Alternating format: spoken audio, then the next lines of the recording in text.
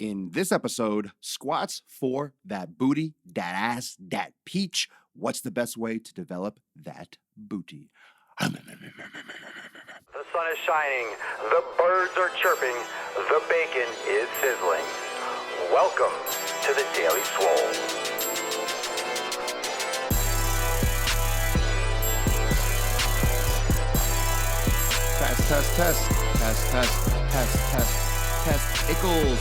Test, Ickles.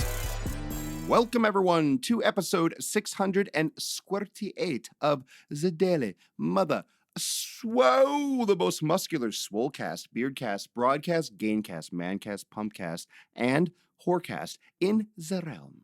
Because when I flex, you flex, we all flex our biceps. Welcome, everyone, to episode 638 of the Daily Mother Swole, the most muscular Pumpcast and Gaincast you've ever seen in your life. Welcome on Instagram and Facebook.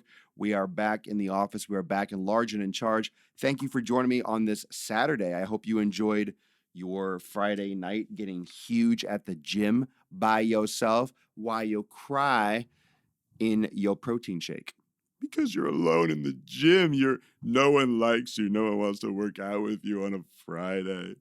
Oh my God. How am I ever going to find someone that likes to work out with me? I'm just joking. Well, you know we don't do organized beards on the weekend or any day anymore. Look at this thing. Look at that thing. I hope you enjoy it. Hope you enjoy the mega beard, the megalithic. Look at that imprinting. That's what happens. That's what happens when you go a lifetime of just crazy amounts of testosterone coursing through your system, just being an absolute bear. So say hello on Instagram. Say hello, Yaya, Brandy, what up? Oliver, Lynn Smith, Matt, Michael on Facebook. What's going on, fam? John, what's going on? How's everyone doing? What's the good word? What's everyone training today? Sup, Papa Swolio just got to the gym, ready to kill it. It looks so clean, does it really? Well, it is clean. I mean, I shower. I take care of it. I shower. I'm not a savage. Well, I am a savage, but I'm not a wild animal. It is absolutely clean. I just haven't been brushing it and grooming it right before the show. I'm kind of enjoying not doing it because then it's always a surprise. It's always a surprise. So yesterday I was at the zoo. Those of you that saw my Instagram story, it's still available if you want to catch that. So if you haven't seen yesterday's events and the fun stuff yesterday, check it out. That was cool. It's one of the biggest zoos. I'm not sure what the stats are relative to other zoos in the world or in the country, but it's a good zoo. It's a fun time. Did the little bikey. That's the most cardio I've done in a while. My legs are sore. They're already sore from leg day, and then I had to pedal one of those bikes around. But it was better than walking because it's a huge place. So the bikes are great because it helps you get around a lot faster. I kind of wanted to walk, but at the same time, it's just a huge place to walk around and make sure that you get to see all the aminals. I didn't want to miss one. We saw it all. Which story was your favorite? I got a couple of good snaps with the gorillas. I got one with the lions. Maybe I think my gorilla grunts are actually more like lion grunts because lions actually go ooh, ooh, ooh. Lions actually do like the grunting, and I look a lot like a lion. So maybe the gorilla is going to turn into a lion. The gorillas, the lions. I don't know. Apparently, I sound more like a lion in many cases. The gorillas were great. The zoo life, legs today. Good. Well, that takes us into today's topic, episode 638. So remember, everyone, if it's your first time, make sure you say what up if it's your first time, because on the weekends, often is the case that we get a lot of new viewers or people that can't normally watch the show because of work and scheduling. So if it's your first time watching the Swole, hello. I do get to a lot of questions. So if you do ask questions live on Instagram and Facebook, make sure you do so. That way I can hit you up. And you can also catch up on all the episodes. Remember, fam, SoundCloud and iTunes. What's up, Jeremy? Jeremy Strode. First time. Swole Virgin. It's the first time he's ever flexed his biceps before, virtually, to an unknown bearded man across the way. What's up? I'll be signing up. Sweet Joseph. Looking forward to having you. Absolutely looking forward to having you in Swolenormous X. Oliver, that shoulder workshop you posted was great. Yes, I hope you enjoy it. Yeah, so for Swolenormous X members, if you have not yet checked out the shoulder workshop, shoulder mobility #1, which means there will be more. But it's a workshop I cover 3 specific stretches that are going to help mobilize the shoulder capsule. So if you have shoulder issues, that's a great way to start. Your life will never be the same. What's up, John? John Harrison in the house. What's going on, man? All right. So squats right behind me on the wall, on the board. Squats for booty. And I've done episodes recently and before that talk about the glutes and activating the glutes. And I get many messages, as you can imagine. I get hundreds and hundreds of messages on Instagram and Facebook. And I really do get through all of them. So on a side note, if you message me and I haven't gotten to yet, it's because I'm getting through them. But I like to message everyone if at all possible and get back to all of you. And of course, a lot of guys want to build their legs up. Legs are very stubborn. Why are legs stubborn? Because legs get a lot of stress. They just get a lot of stress. Legs are designed for mobility. So you have a couple common sense evolutionary reasons why legs are tough to grow. I'm not going to get into the science. Everyone's got different type 1 and type 2 fibers. Everyone has different genetic potential for muscle size and for building. And of course, any muscle needs to be crushed in order to grow. Like you just have to lift heavy, you have to lift hard, and it takes time and nutrition. A lot of things have to be aligned to build muscles. With the leg specifically is that's your body's way of mobility. That's your body's way of moving around. So it's not so easy to crush. It's like getting in your car and before you start driving, just stab all the tires with a knife. How do you think, like, how wise is that? How wise is it to stab your car tires with a knife before you get in to drive? It's obviously very unwise. It's obviously very unwise to stab your car tires with a knife before you go to drive it. So when you're training your legs, it's essentially the same thing. You are damaging your body's only way of, right on, Nick, you're damaging your body's only way of locomotion. You're damaging the only means that your body has to move, to walk, to create motion, to get from A to B.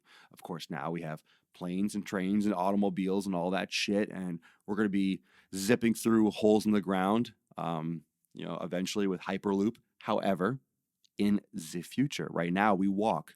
We still walk. We drive somewhere, we walk. We walk around the office, we walk around the house, we walk places. So legs are still our way of moving.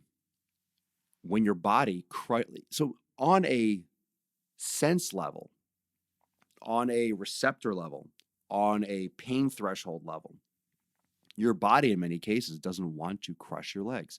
The damage you have to do to the muscle tissue to build chest, shoulders, triceps, biceps, it's no different than building muscle in your legs. However, you don't walk on your arms, you don't walk on your chest, you don't walk on your back. Your body is depending on legs. So it's more hesitant to push to absolute failure, if that makes sense. You have more governors in place. You have more system failure shutoffs that keep you from going to absolute failure. Because if you're doing squats until absolute failure, what happens? You collapse. There's more of and this is literally my opinion, but it makes sense. There's just more psychological and physiological safeties put up for leg training. Like why would your legs just to collapse, to push your hard, the Golgi tendon organs? Yeah, your body does not want to go. Your body doesn't want to go to failure anyway.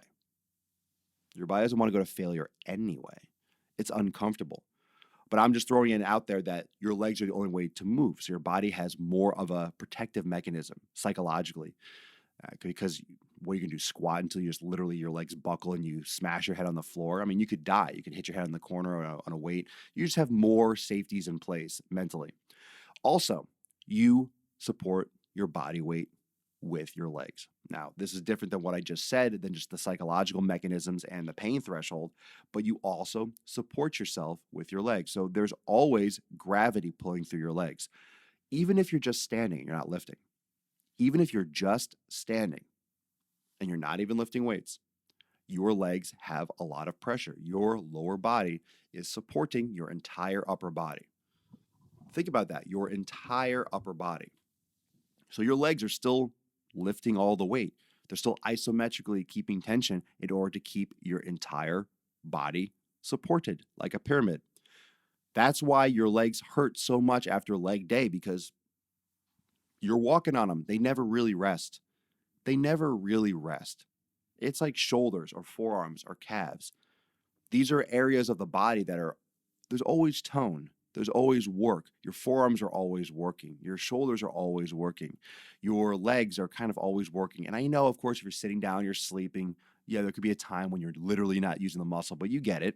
You know what I'm saying? You're not always using your chest. That's going to cause fatigue, but you're always using your shoulders. I mean, you're using your shoulders during a chest workout, during a back workout, even when you're driving a car, like your shoulders, your muscles are engaged. So at those times, you're going to feel that pain. You're going to feel that stiffness. You're going to feel that discomfort more often.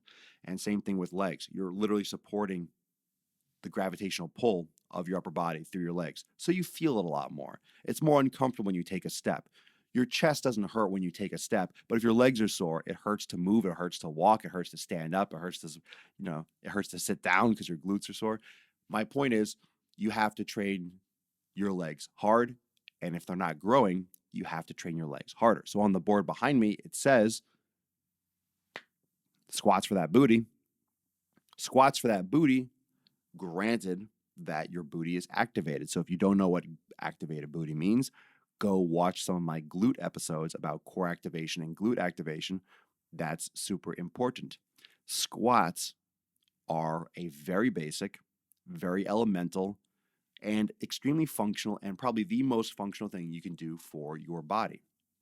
Aside from getting off the ground from a lying down position, you need to be able to do a squat. If you have knee pain during a squat, that's knee pain during a squat is like a sign from natural selection and survival of the fittest saying, clean up aisle 9, like you're on the red list. You're on the list. You're on the list for natural selection. You're on the list for survival of the fittest. A human being that has pain, that finds it uncomfortable to bend, to squat, my knee hurts. It hurts my fucking knee to bend down and stand up.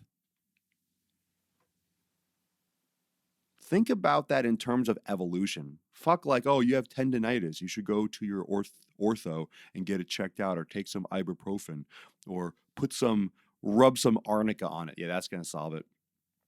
This is what we see as our society.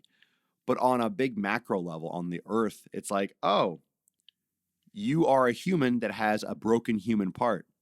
Just because you are not as well made of a human as someone else, you're on the list for extinction. If your knee is busted, you can't chase down a mate and reproduce. Think about that. If a dog has a broken leg, it can't chase down another dog fast enough to mate. That dog's going to die, and the stronger dog is going to mate and have babies. I'm going to start having these like philosophical conversations and these topics on the Swole, but it's literally true. Think about how functional you are as a human being if your knee is bad and you can't bend down and stand up. My back hurts. I hurt my back. You can't function. We're smart as humans. We create things that allow us we create these long tongues where we can pick up something off the ground if we can't bend over, because our back is hurt from all our long life of doing bad shit and not taking care of ourselves. This doesn't mean that you can't try to do everything right, corrective exercise, yoga, hiccups, all that stuff, and not get hurt. You might still get hurt. I'm just putting that conceptual idea out there that if you have knee pain, like fucking knee pain, not from a car accident, not from playing a sport that you might, or a flag football. I mean, you should be ready for that anyway. You should be training and cross training. That's how people get hurt. They just go and think they can play one of these freaking high speed, fast deceleration sports, even if it's casual, just because it's not the NFL and then think they're going to survive, right? So just think how non-functional that is as a human being. It's similar to having a car with 3 tires. You have a bad knee, you have knee pain, you can't bend down, you can't squat and stand back up. Well, who wants a 3-wheeled car? So you are on the list, which means when you're on that list, you better do some fucking work to get back to the good list. So Santa Swolio doesn't come and drop a kick right to your taint or to your vag. That's what Santa Swolio does. He doesn't bring presents or coal. He just toe punts right under the sack, right to the taint. But you have to think about, you have to really go back to the basics. You have to go back to the corrective exercise. You have to go back to the glute activation. You have to go back to the mobility, the functional training. You have to go back to balancing out what's imbalanced, because a lot of these problems, aside from those impact injuries and ACL tears that you can't go back in time and balance out the tissue, you fucked it up already and now you have to deal with the consequences.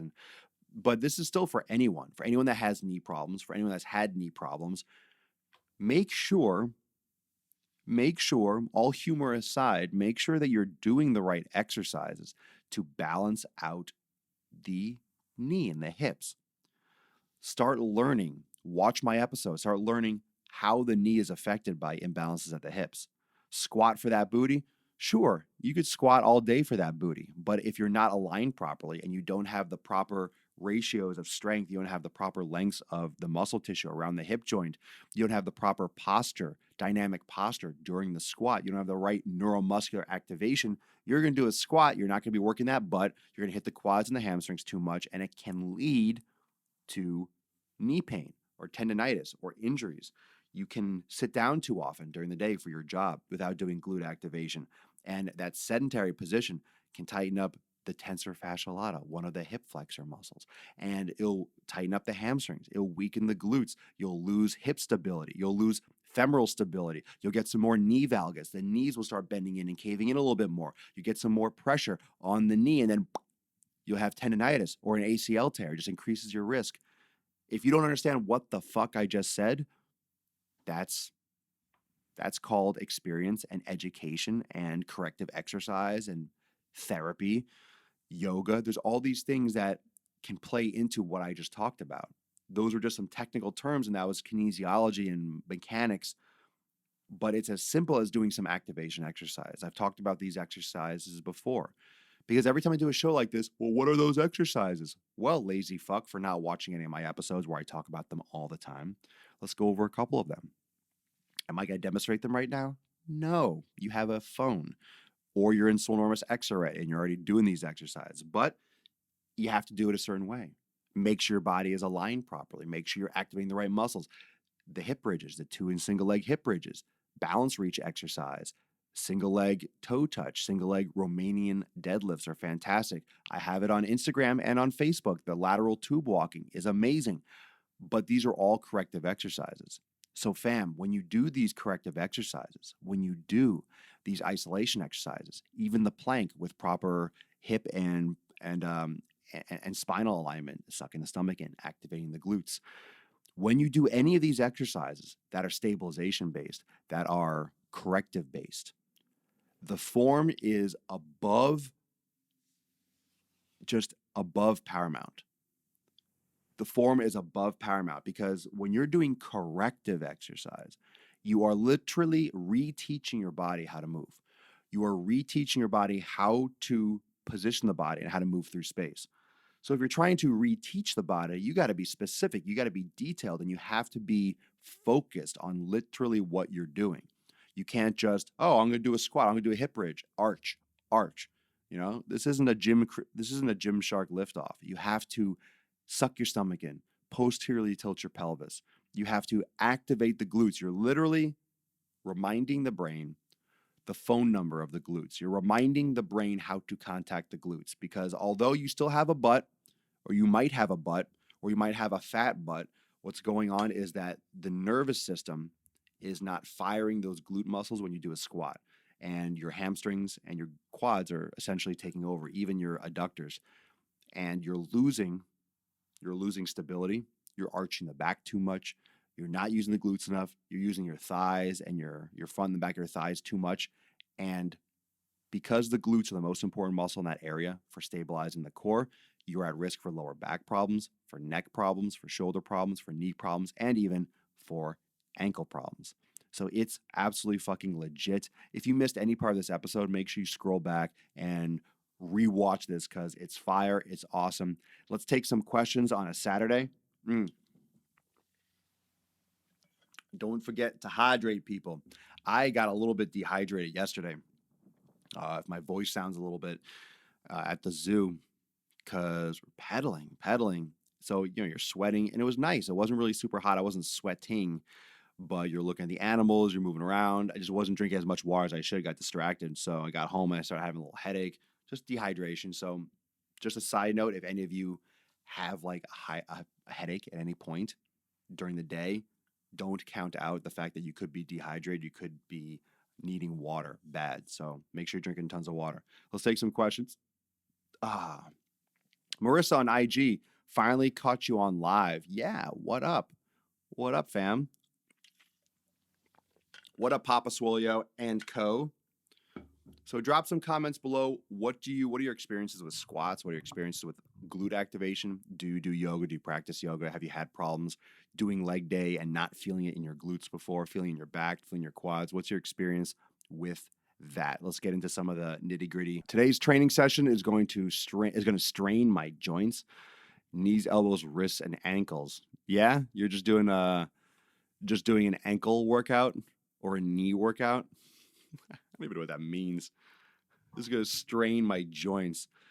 That, yeah, well, workouts do that. Doesn't sound entertaining. Doesn't sound fun. As long as your joints stay in one piece and you're not like shredding your labrums or something. You're great about messaging people, and I super appreciate that, Joseph. Yes, thank you, my man. I appreciate it. I appreciate that you appreciate it. So anyone that's messaging me, rolling around on my exercise ball, because I'm a big boy.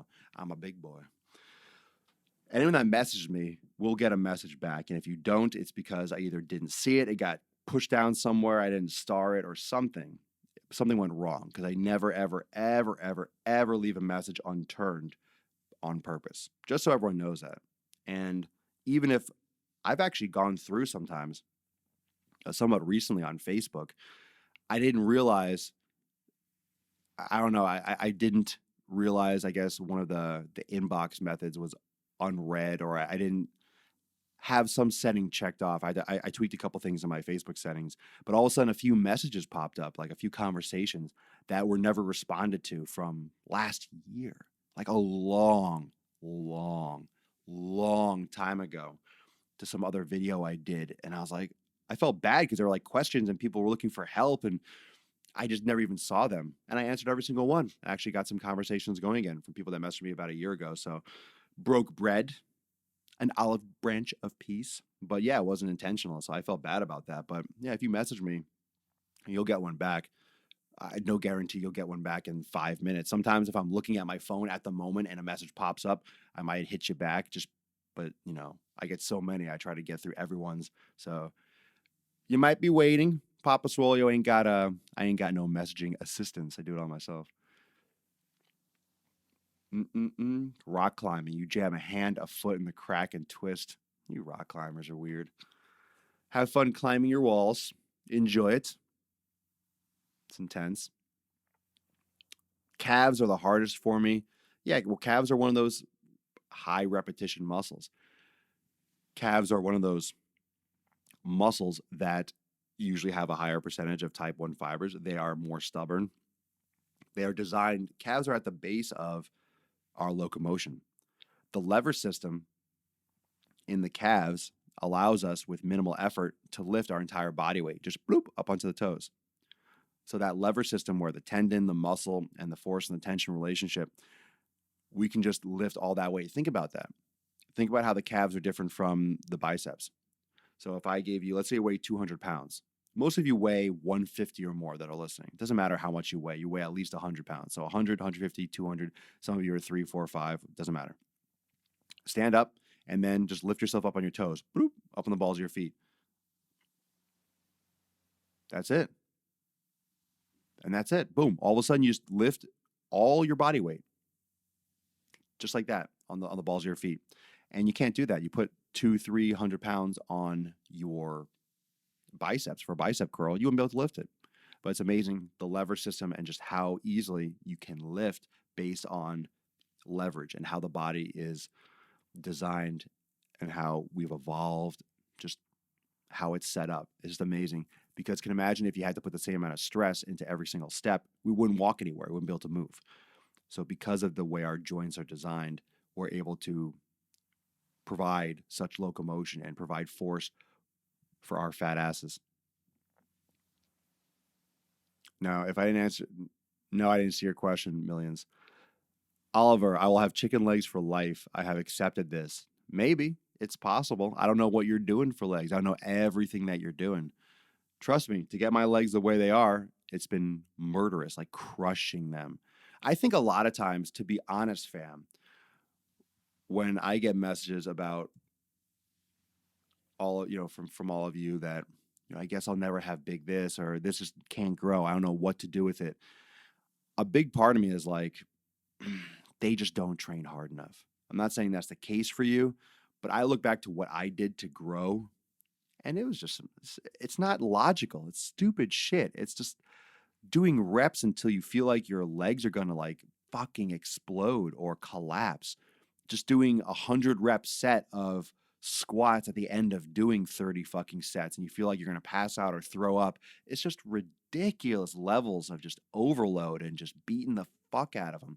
And that's not necessarily healthy. I mean, who knows if that's healthy for the heart? Any kind of athletics and stress over the long term is going to cause some kind of damage to, we're all going to die. I mean, there's, high intense exercise. That's why high intensity interval training, I really do think that's going to come out in the future as something that damages arterial walls or something, because to work at that high intensity all the time, that kind of level of exhaustion and cardiovascular exhaustion is just, I think there's also already like research out there. I've read so many places that it's just not really healthy. It's like a race car. You're pushing yourself super hard. You can adapt, but there's definitely a fine line with how much is too much. Like how much training and exercise do you do down one direction, down one road, until you start sacrificing actual health because you're going so extreme.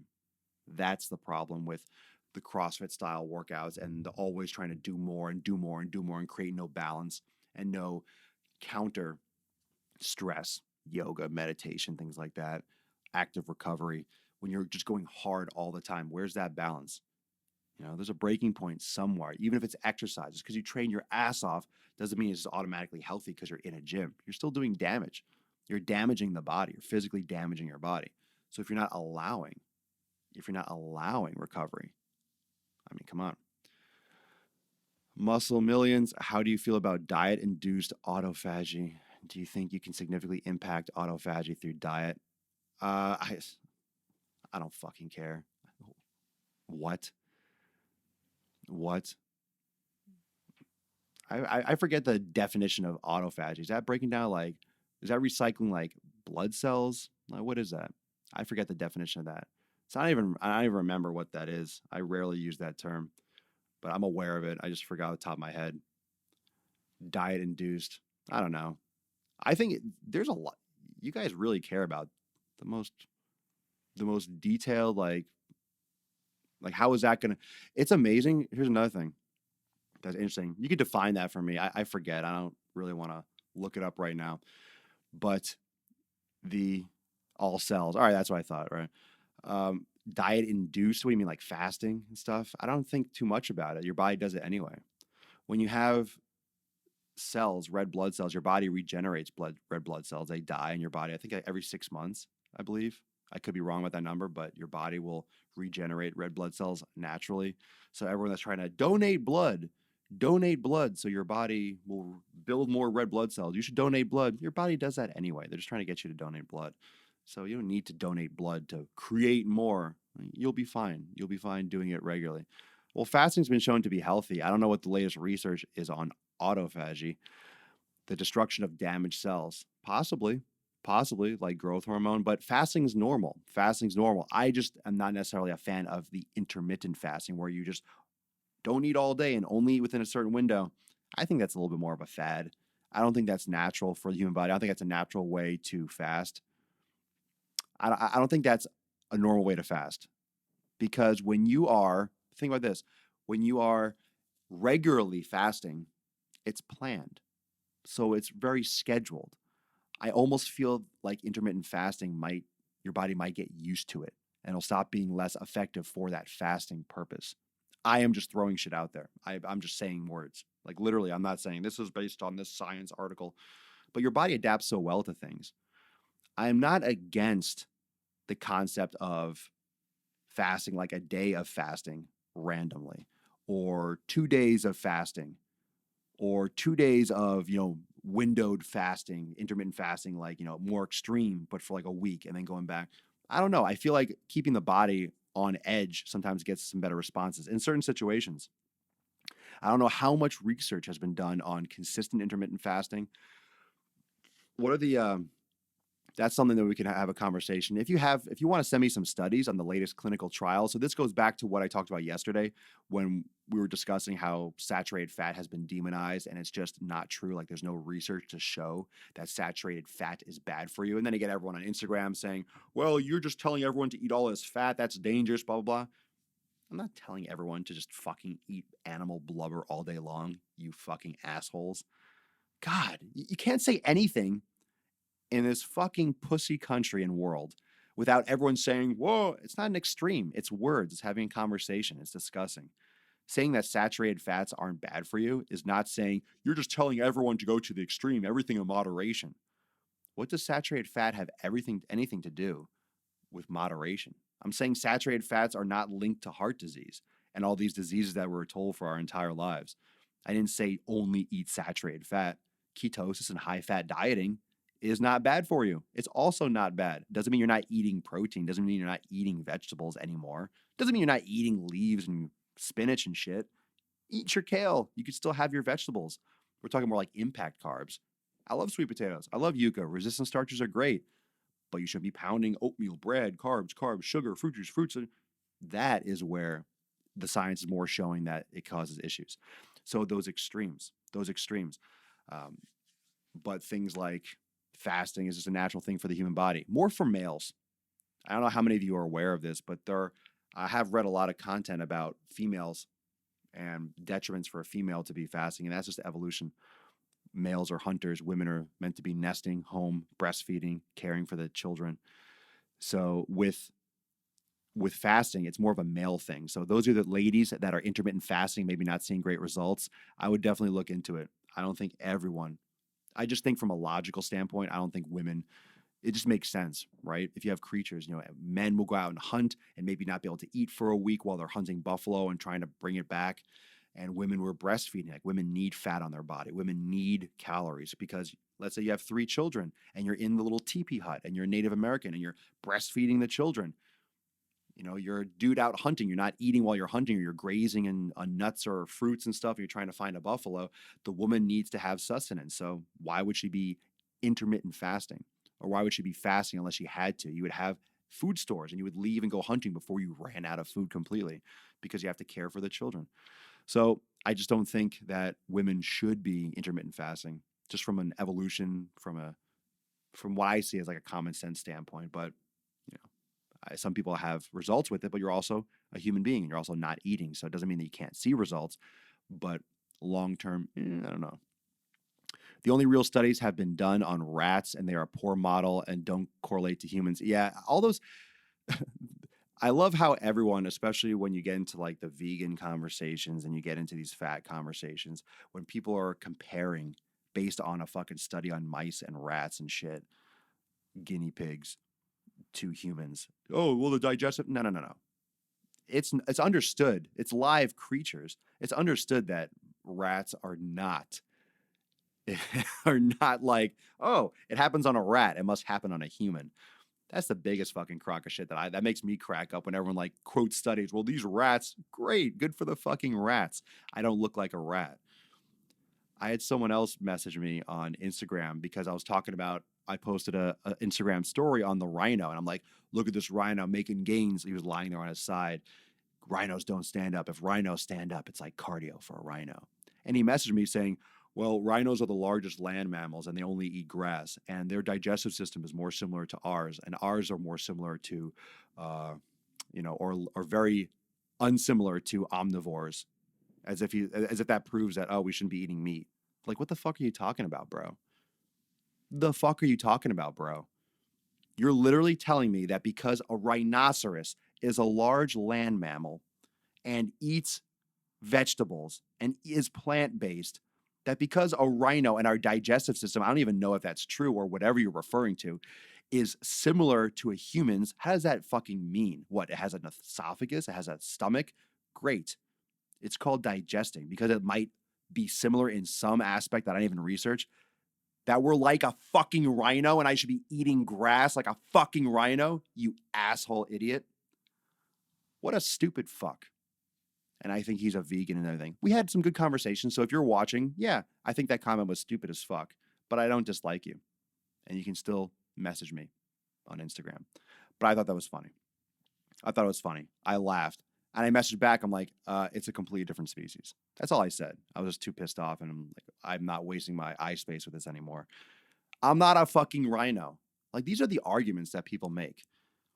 But strangely enough, and sadly enough, that's the same argument that people made when we started demonizing fat in the first place. It's sketchy bullshit like correlation, epidemiological studies, like faint research, questionnaires. Do you understand that these policies have been passed around and made? We've been indoctrinated to consume low fat based on studies that were based on food questionnaires. Let me ask you something, fam. Do you remember what you ate last week? No, you don't. These studies asked participants what they ate in what quantities and approximations over the past 6 months, past year, past 2 years. I don't remember what the fuck I had 2 days ago, let alone what I've been eating in the past 6 months accurately.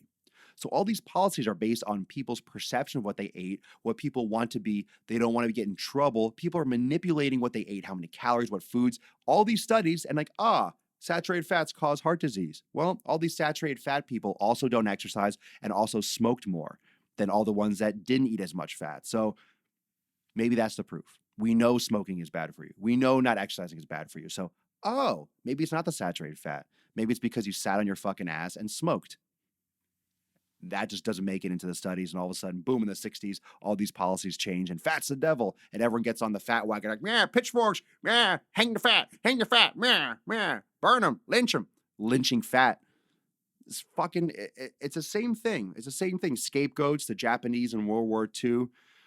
Fucking blaming things on African Americans, with all fucking slavery after. It's just, you're blaming people. We blame people. We blame things. We're humans. Blame that. Blame this. Blame this. It's Trump's fault. It's the Democrats or Republicans. It's Tom Brady's fault. It's always someone's fucking fault. I made this post on Instagram the other day. It's your fucking fault. It's your responsibility. If you're fat and out of shape, it's you. No one force-fed you. Unless someone kidnapped you, stuck you in a basement, and put a feeding tube down your throat, it's your fucking fault for being fat. It's your fault for not doing research. It's your fault for not eating the right things. It's your fault for smoking. It's your fault for not exercising. It's your fault.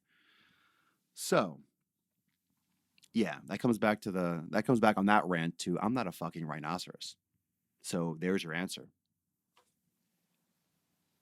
I ain't no rhino. I get mistaken for a rhino sometimes. But I ain't no rhino. Let's take some questions on Facebook. Sorry, Facebook, I've been ignoring you. Hi from my first powerlifting meet. Angel, what up? Good luck. Lift lots of weights. Catherine Walls, yoga is good mixed into HIIT. I like bodybuilding and yoga. I don't think high intensity. I don't think that high intensity, that HIIT training. I think that's just one of those CrossFit thing fads. I think it's okay. I think people do HIIT training with the idea they're going to lose more weight, that they're going to look a certain way, get aesthetics. If you really want to look a certain way, it's bodybuilding, it's lifting weights, and the yoga gives you that mobility, the multiplanar range of motion. You don't need to be doing 1,000 wall ball tosses and all these sprints and jumps and long runs and a million fucking cleans and snatches and jerks. You don't. You don't need to get lean, to get shredded. If you enjoy it, like you enjoy your self competition, that's fine. Just understand why you're doing it. If you want, oh, I want to get shredded, I want to build this. I'm having trouble losing weight because you're fucking you're beating the fuck out of your body, like beating the fuck out of your body. Because I get messages, I'm doing HIIT 5 days a week, 6 days a week. Like, fuck, do you sleep? Do you sleep? Matt Lediel. I always get lower back tightness 2 or 3 days after squats. Feel like I lean too far forward on the down motion. Yeah, you might. A lot of people, when they squat too low, they don't have the hip mobility or the ankle mobility. And once they squat, you get that butt wink where the butt tucks under. You need to try this, Matt. If you're getting back pain, anyone, you need to create mobility in your hips. You need to create mobility in your ankles, but also try elevating the heels. Elevate the heels on 2 plates, and you'll have less back pain because you won't get that butt wink as much because it'll take pressure off the ankles, and you'll be able to keep the back more vertical. But just make sure you're also working on mobility because you don't want to just, lean back on that type of adjusted form.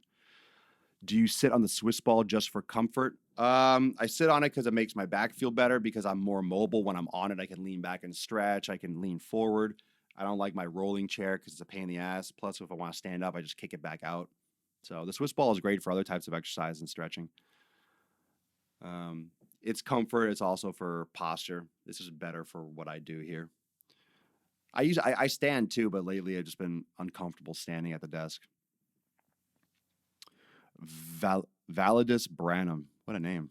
I can only squat light because of damaged discs, L4 and all those. Single leg presses and lunges are my go-to. I can't seem to engage the glutes as well with those exercises. Any tips? 24 years in the gym. You're my favorite to listen to. Total bullshit. Thank you from Utah. Yeah, actually, if you have lunges and leg presses, single leg presses, you're still putting pressure on those lumbar spine. Plus, you're forcing them into an awkward position. You need to literally do active glute activation. So on your back, the supine hip bridges, single leg balance reach is great. The lateral tube walking, you can do single leg squats. If you can do a single leg press, you could do a single leg squat. If you could do a lunge, you could do a single leg squat. There's many glute activation exercises. Those are just some. So if you have any other questions, you can message me. Best exercise for love handles, there are none. If you have fat around your waist, you have fat around your waist for other reasons. You can't spot reduce fat. I'm good on the squats and call of the show. Been followed since podcast 129. Thanks, Ralph. Yeah, there's no spot, there's no exercise where, oh, you're going to do this and it's going to, get rid of the soft fat that's around your sides. Like, it's not going to get rid of it. You can do side planks. You can do hanging leg raises with that side, the side hip hike and hip drop, which you're not going to know what I just said, but I have some of these exercises online. But the side plank, you could do side plank with the drop your hips and push back up. Make sure you have proper form. You're not twisting, leaning forward, leaning back.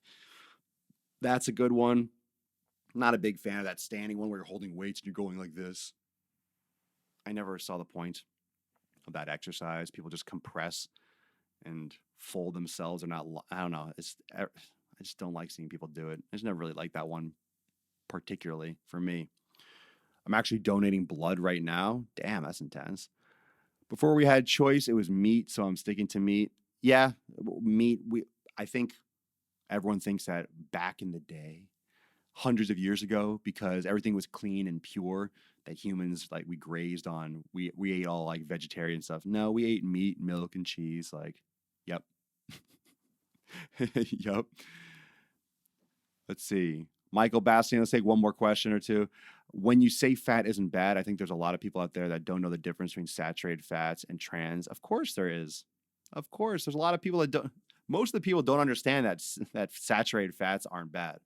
Saturated fats are, let's say, coconut oil, animal fats. You have mono unsaturated fats in olive oil, which are also okay. Cheese, dairy. But when you talk about dairy, you got to be careful. Some people are intolerant.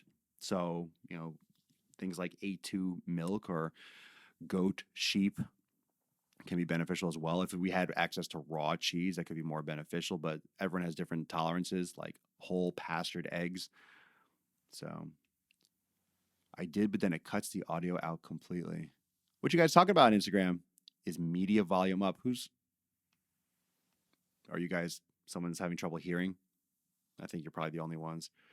All right. And Catherine Walls, I do weights as well. I don't do CrossFit. Cool. I mean, look, there's something for everyone. There's certain dieting for everyone. If one of you is a vegetarian or a vegan, it doesn't mean you can't live long. It doesn't mean you can't be healthy, but there's certain things that are going to be necessary when you eliminate very powerful nutrient dense foods. And never underestimate how biased the industry is. Never underestimate how deep it goes with the misconception that fat is bad or saturated fats are bad. So the polyunsaturated fats are the canola oils. Of course, then you also have high fructose corn syrup, which is that sugar monster. But trans fats, polyunsaturated oils, so canola oil, safflower oil, peanut oil, all these different hydrogenated oils from vegetable oil are not good. And all these big companies, even the fast food companies, used to use lard and tallow, but because of all these American Heart Association, and National Health Service, all these policy changes, McDonald's, all these fast food places switched from using animal fats to vegetable oils. And everyone was eating these fast foods. I'm not saying they were ever really healthy for you, but they used to use animal fats. They switched to vegetable oil. They switched to soybean oil because of these policies in place. They got pressured by the public and everyone that thought, hey, the government says it's bad, so we don't want this. And so they had to change. So now we have this so much in all of foods. They had to restructure and add all these ingredients. Ever think why there's so many ingredients on the back of these boxes and packages? It's because when you take out animal fat and these high quality fats, it tastes like shit. So they have to add in oils and all these other different things to make it taste and stay together the same that it was before. And trans fats can be manipulated into any different like structure and texture and creams. And so McDonald's is so good until about an hour later. Yeah, well, anyway, just saying everything in the industry really went down when those animal fats were taken out. But book recommendations for a high-fat diet. Well, there's one in particular that really talks about everything that we've been talking about. There's a really good one that goes over all the research, gives you a little bit of history. It's Big Fat Surprise by Nina Teicholz. And that's a really good book that came out a couple years ago, 2014. So trans fats are hydrogenated oils. They are, they're unsaturated fats that oxidize and that react a lot with the environment and blah, blah, blah with chemistry. But trans fats is literally an unsaturated fat that it refers to, the trans part refers to the molecular structure, but they are abnormal. They're not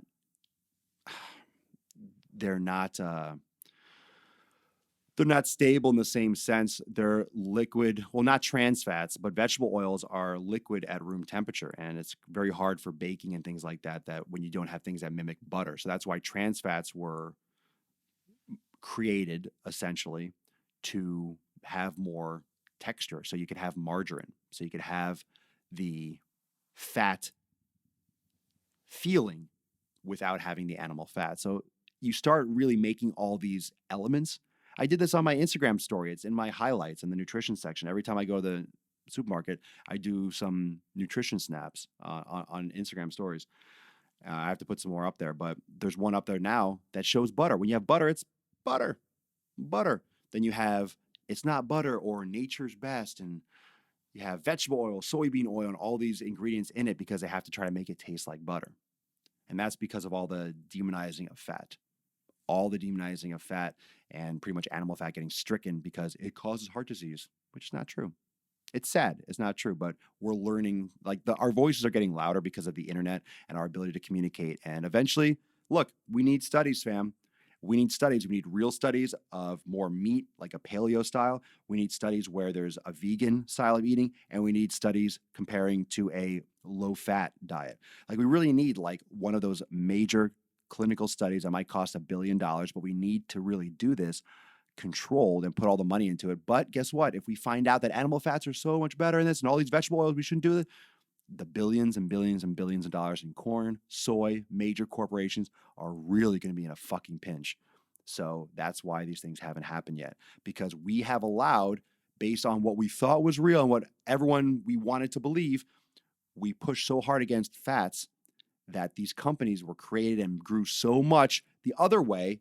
And these companies were already doing it. It was animal fat, it was dairy, it was this, but they grew so big. Now it's hard to change. Now there's so much money and power. You're going to be dipping into people's pockets. No one's going to want to get rid of vegetable oil. Trans fats are poison, pretty much. And what's bad is now that trans fat has gotten a bad reputation, right? Now everything's saying no trans fats, right? Now the big thing to put on labels is no trans fats. Now, what do you think people have to put in foods? What do these companies have to do? Then now they're not even allowed to use trans fats. So now they're using all these different types of fats. They're like trying to create different types of fats that can mimic. But now you get, sometimes when you do these reactions and these processes, you get hundreds of different molecules that cannot be studied, that are hard to replicate. You're getting a lot of like side chains of fats that, you know, we're going down a darker hole. Like it's going to get worse. It's going to get worse before it gets better, because we're trying to avoid trans fats now. We can't do animal fat. We can't do trans fats. We can't do vegetable oil because that's raising. So companies are going to keep on trying to create things, and it's going to get really more synthetic and worse and worse and worse. So be smart. Be smart. Focus. Read. Listen. Learn. Practice. Try. Thank you so much, fam, for joining me for episode 638 of the Daily Mother Swole, the most muscular swolecast, beercast, broadcast, pimpcast in the realm, because when I flex, you flex, we all flex our biceps. Peace, McGee's fam. Deuce, Magoose, a Papa Swolio. Out.